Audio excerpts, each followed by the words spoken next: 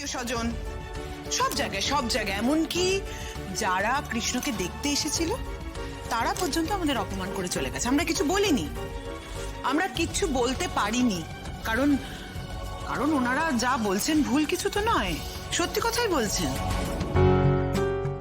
ওই মেয়েটা যেই পরিচয় আমাদের বাড়িতে ছিল আর যেটা লোকজন দেখেছে, তাতে তো সন্দেহ হওয়াটা স্বাভাবিক, তাই না?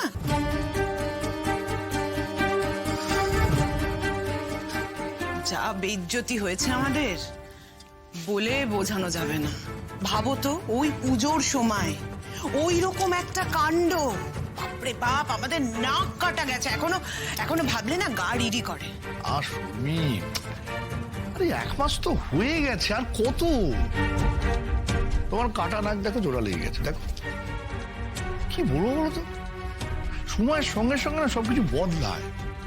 এক জিনিস নিয়ে পড়ে আছো কেন? তবে আমার একটা জিনিস না খুব খারাপ লাগে না তো, আমাদের বাড়িতে মেয়েটা এতদিন ধরে রইল, তোমাদের কারো কোনো মায়া পড়লো না মেয়েটার ওপর? না, আমি সত্যি অবাক হয়ে যাচ্ছি, জানিস তো, অবাক হয়ে যাচ্ছি। ঠিক কথা বলেছো বাবা। জানো বাবা, লাজুকে দেখে না আমার অনুর মতোই আর একটা বোন বলে মনে হতো। বেচারিকে বিয়ে দিয়ে জোর করে বড় করার চেষ্টা করা হয়েছে, কিন্তু আসলে তো মেয়েটা বাচ্চা, তাই না বলো? করে ফেলেছে নানা রকম ছেলে মানুষ, আর তার জন্য এতটা খাপ্পা হওয়ার কি দরকার বলো? আর যদি অনু এমন একটা কিছু করতো, অনু করতো না, কারণ আমাদের বাড়ির মেয়েরা এত অসভ্য হয় না, তাদের সঠিক শিক্ষা এবং সহবত শেখানো হয়। মা, শিক্ষা সহবত ক্ষেত্র বিশেষে আলাদা আলাদা হয়, এটা তো তুমি জানো, বলো?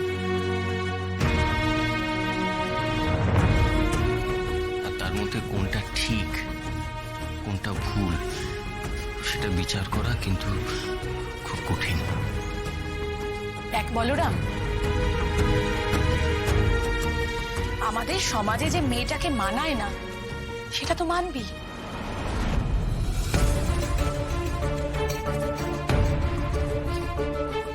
আর আমরা তো সমাজের নিরিখেই ওকে বিচার করব, তাই কি না বল? নি চাটা নি।